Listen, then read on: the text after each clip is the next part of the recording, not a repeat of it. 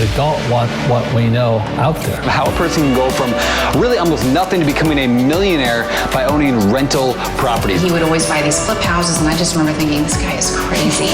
Why would he buy that house? In the past decade, there's been a huge surge in the peer-to-peer short-term rental market. Become an insider. So you have to know the rules before you get in the game. Every second counts. So make every second count. Welcome to the Real Estate Jam. Whether you're just beginning or the best of the best, we're glad you're here. We will share successes, failures, and strategies for the action-taking real estate investor. And now to your hosts, JD and Melissa.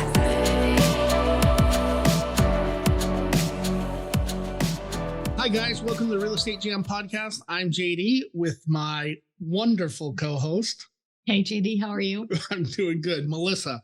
Well, I'm actually pretty excited for this guest today, especially since through our direct mail marketing probate leads, we just got a pretty good lead on a mobile home park in our area. So I'm really excited.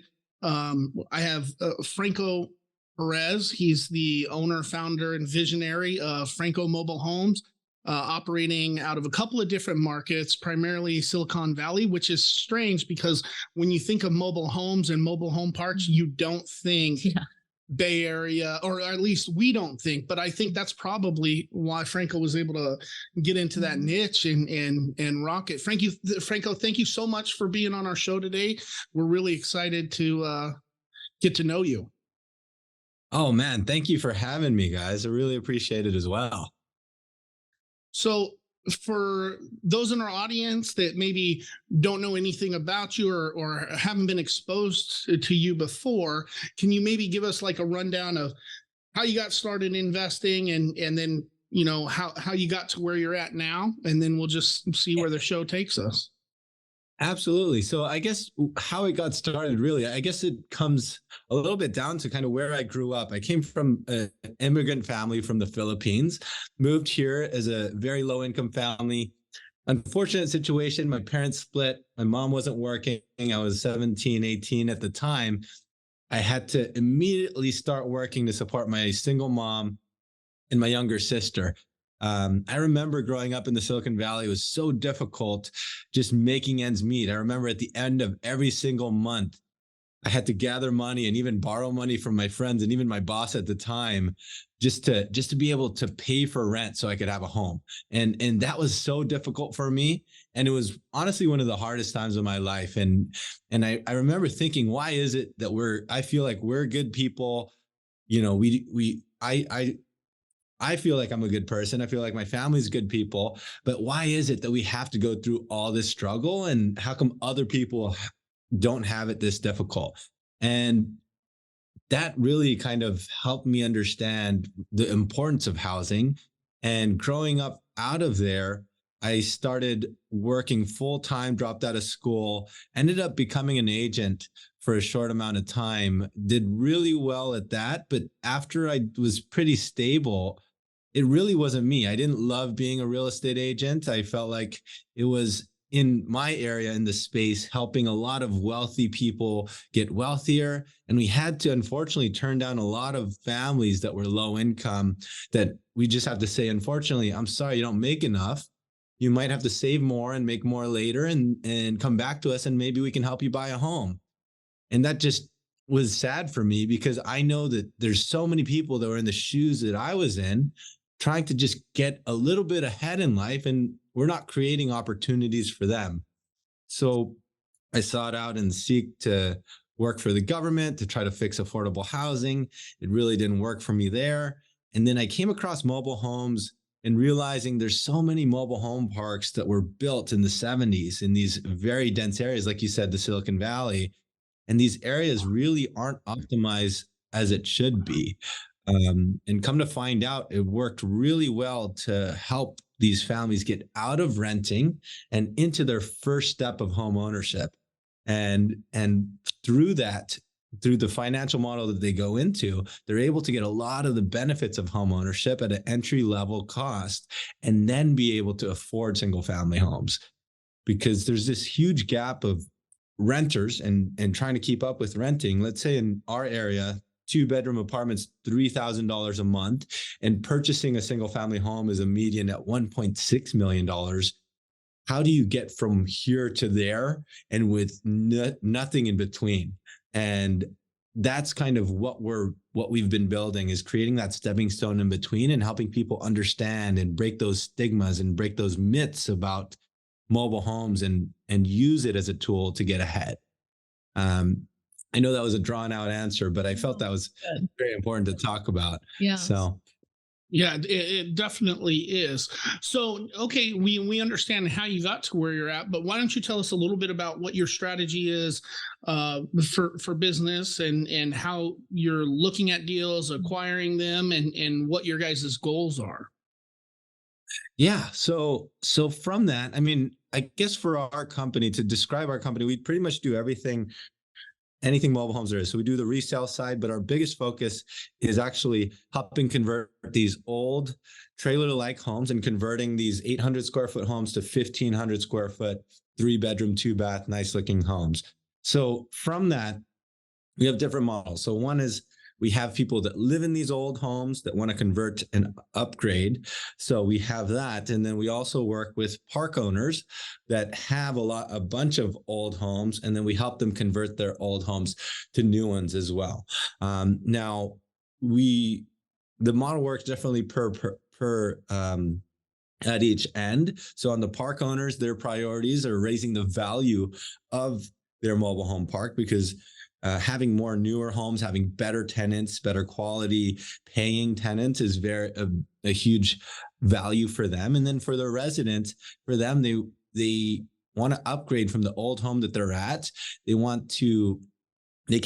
still maybe can't afford upgrading to a single family home, but want a much bigger home for their growing family. And they can spend X amount, but end up with more on the resale value of their future home. So typically what we do is we work with these park owners to find out how they can raise the value of their parks. And then the same thing for the residents to raise the value of their current existing home. And there's all these false myths that I believe the media has kind of portrayed, that these mobile homes depreciate, that they're in very low quality areas, they're unsafe areas, right? And these are things that we really have to take upon our own information and not just from the media, because Hollywood and Breaking Bad makes this look like this is a place you don't want to be, right? And I think that's really where we get our information from, because we don't really have an excuse to go into these communities and really see how beautiful it is. There's just like apartments, there's really bad apartments that are unsafe, but there's luxury style apartments as well.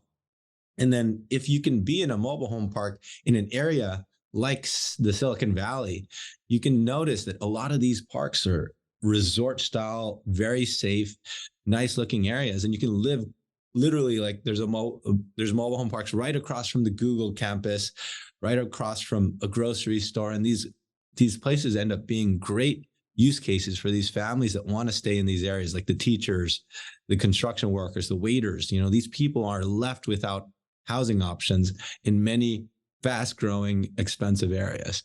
So that's why I actually love this, is because we're actually helping those people be able to afford homes and get benefits of it too. Sure, and we're definitely no stranger to seeing the different types of parks. You definitely have your Breaking Bad in Florida, but you also have your retirement communities, nice ones. One of the things that you mentioned is you're going in there and adding extra square footage and extra bedrooms onto these mobile homes, but in our area, one of the biggest issues that everybody has with mobile homes, and maybe it's just one of those media myths that we're talking about, but it's that, one, you can't get insurance on a mobile home over X number of years old. You can't get financing on a mobile home over X number of years old.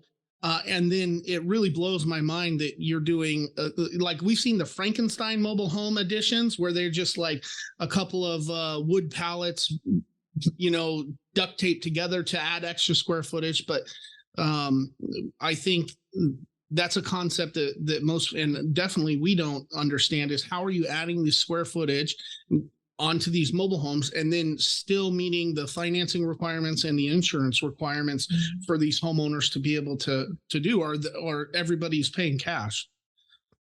Yeah, so it is very difficult for a lot of these older homes. 1978 is really the year that a lot of these, and older is really a lot of the year of where these homes have a very low quality, and that is the truth of it. But I don't want to down talk that, because there's a lot of people that live in there, and it's a great case for them.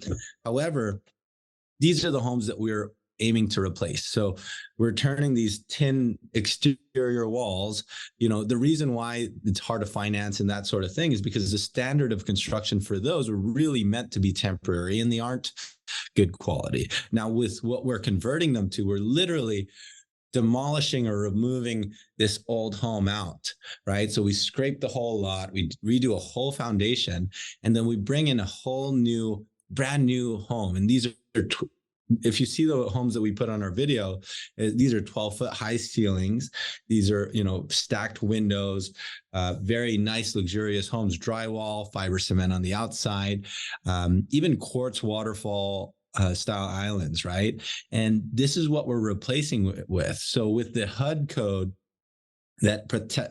and the new standards, these are where we're able to finance it 20, 25 years. We're able to insure it.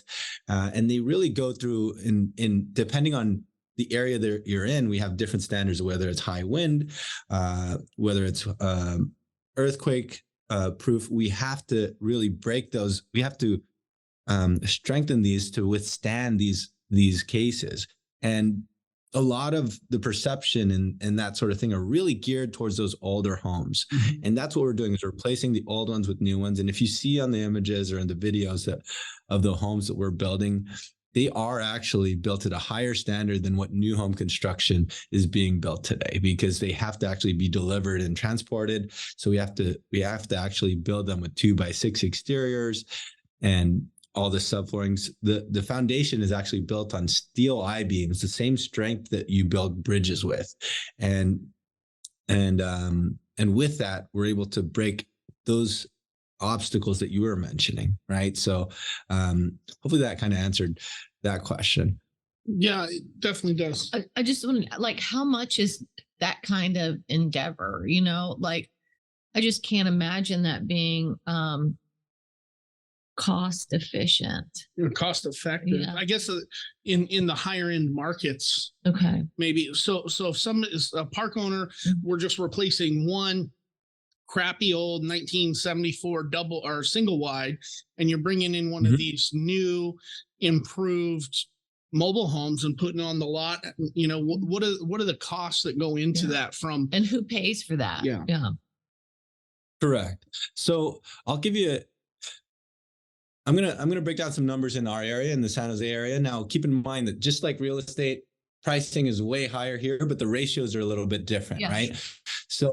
So for example, like I mentioned, $3,000 a month for rent, 1.6 is an average single family home. So somebody with an old mobile home here, their home value is like an old single wide is probably around 80, 90,000. Now, when a consumer like that comes and chooses to replace that old home, they'll spend about $250,000 in total to replace that old metal-like trailer and replace it with the 1,500 square foot home. Now, people are buying that 1,500 square foot home brand new in this area for about $375,000, sometimes more than that, right? So for them, it makes a lot of sense. And that's why I love this. What we're doing is because it's a win-win in all cases. They're able to spend $250 and get an upside, pretty much remodeling, kind of like remodeling their home. However, they're completely rebuilding it, but their future value is now higher than what they spent, right? So they can choose to finance that new home, or they can choose to sell it off for more than what it's worth, right? And when you spread that out towards payments wise, their space rent's about $1,000 and their mortgage itself is about $2,800. So just about $800 more than what if they were to rent a smaller unit apartment. But this is something towards something that they own, that they actually have, that's appreciating in these metro markets, right? So that's kind of how the breakdown of that works. And then even easier for, park owners, it's way different because for them, they have the capital. It's not a big issue. Right. And it's an obvious upgrade, right? But for a family that wants to get out of renting and wants to start their home ownership journey, when you spread it across payments, instead of spending on average like a $200,000 down payment for a single family home, they can instead spend about $40,000 as a down payment for a mobile home and have payments that are just a little bit more than what they're renting, right? And because a lot of the middle class or low income families are only taught career and education, and that's the only way to go up, but we're not taught how do we build our net worth? How do we start owning assets and that sort of thing? And unfortunately, these middle-class workers, like the teachers and that sort of thing, they don't have enough time to have an extra income or to be a full-time investor or a full-time flipper or whatever it is, right? And just by shifting their rent model into a hybrid style home ownership model, it helps them have a difference of, we've calculated over the course of 5 years, the delta is really about $90,000 extra that they'll have in assets. And then with that, because they have that, they can sell it and use that towards a down payment to upgrade later to a single family home, right? It really could be a stepping stone in your guys' market for that home ownership with that much equity and wealth coming over the course of 5 years. That's great. So exactly. Now what I'm interested in is okay, so I understand the model, but where do you guys come in? How are you turning this into a profitable business? This strategy is great, but where are you guys making your money, and what does the business side of it look like for you? Yeah, so the business side for us, I guess it really comes down to the construction and the process improvement, right? So right now, we're facing a huge construction and skilled labor problem, right? We're not able to build housing at a affordable level. So what we're doing is we're building these homes. Everything we own, the laptop, the iPhone, these cars are built in an assembly line fashion, but construction has always been the same. And guess what? Most of our construction labor is actually baby boomers or 50 years and older. And also these millennials and Gen Zs aren't interested in working hard labor as their main priority as a job. So we're facing a huge problem of how do we build housing at an affordable rate?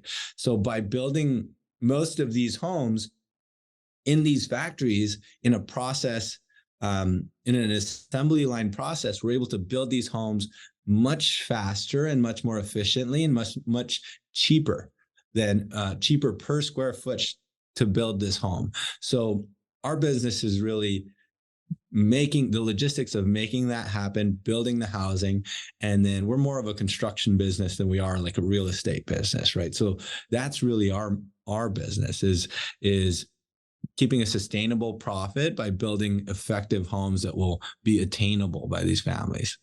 Sure. So if we look at that example from before, where they have the older trailer, they get it cleared out, the new one put on for $250. What part of that $250 are you guys making in profit or revenue, not necessarily profit? Mm-hmm. As far as revenue goes, when you say revenue, so it's kind of hard to say because it's different per model that we do and different in each area. Now the profits made on the construction side where we build it, there's, how do I answer that? It's a little different because we have our retail business, which we do an agency, kind of like real estate side, like you guys do. And then we also have the construction business that makes a profit on they upsell whatever they charge on the construction. Mm-hmm. And then there's also the mobile home park consulting business. So that we charge on the hourly or per project on that sort of thing. It's kind of tough to say. Like is you're pretty vertically integrated where every step there's a small profit in each one of these different businesses that all fall underneath your umbrella. Exactly that. Yes. Yeah. So it can vary per client and what their needs are. Yeah. Of course. That makes sense. So now I'm interested in what you're doing for your client acquisition. How are you marketing to these people? Are you running newspaper ads, TV ads? What are you doing to bring these people into your funnel? Yeah. So our biggest thing has really been through YouTube and online presence. So we started our business right before COVID, and it was really all we could do in our area. So we just basically pump out a lot of content on video and outreach that way. And then we also reach out. I'm fortunate to be able to be connected to a lot of these park owners as well. Mm-hmm. So they'll come to us through that, because when I came to starting the business, I really realized that we do face these bad stigmas, and video is really the only way we're going to be able to fight those stigmas, because we're not going to get these people to go into these parks and witness it for themselves. Right. So if you see our YouTube channel, you can see how these are built in factories. You can see the quality of the build, the attention to detail these contractors have, and really see for yourself how beautiful these homes can be. We have a home that we built right on the coast of the water that a mobile home sold for like $1.2 million. And we have a lot of very attractive style homes. And if you really come to see it, I know for a fact you'll be shocked at the quality that these homes are. And then the also fulfilling thing is really how helpful it is for these families that couldn't afford regular real estate as well. But YouTube, social media, I'm not a big TikTok person, but our team, I don't know how, pumped out a ton of that stuff and really kind of got our stuff viral in that way, because people are just chatting like, this isn't a mobile home, blah, blah, blah, that's fake, and we get a lot of that. But that's really our goal. And I do a lot of lobbying as well to really protect these parks, because, like I was just at this Congress event, they asked me to speak about how this is helping affordable housing, how this is helping teachers stay in important areas. But that's really our main goal, and why we're doing a lot of this is because they are misunderstood. And, there's a lot of entities that want to close these parks down because they feel like they're bringing criminals into their areas and that sort of thing. But they have a lot of good elements to it. And it allows for people to have that stepping stone to be able to build wealth. And that's something I'm passionate about protecting, coming from where I came from. Yeah. So. Well, it really sounds like that you were able to take a look at your market, evaluate it, and you found an inefficiency that you guys could help solve. And that's really where you're getting the best of both worlds. You're helping the mobile home park owners upgrade their business. You're helping mobile home owners get closer to traditional stick-built home ownership. And you guys are serving people in such a way that they're paying you for your time and expertise. And that's great. Mm-hmm. Yeah, thanks. And I think it's really just fighting those stigmas and understanding. Awesome. Well, if any of our listeners wanted to find out more about you, see what you're doing, and some of if they want to see this in person or via YouTube, where can we send them to get more information about what you guys are doing? Yeah, all of our links are actually at www.franco.tv. There you can see kind of the quality of the homes that you'll see. You'll see the tours of the community, these beautiful mobile home parks. All of our information's there. You can see the article they made about us on Forbes and that sort of stuff there too. Awesome. Well, Franco, thank you so much for joining us today. It's been super informative. And we wish you the best, man. You're doing providing a great service for a lot of people. Oh, thanks. And thanks for what you guys are doing. So thanks for having me on your show. Yeah, absolutely. We'll talk to you next time. Take care. Thank you for listening to the Real Estate Jam. We hope you enjoyed today's episode. For more information, check out our website, therealestatejam.com, or find us on Instagram, Facebook, and Twitter at The Real Estate Jam. If you have any questions, feel free to drop us an email at therealestatejam@gmail.com. See you next episode.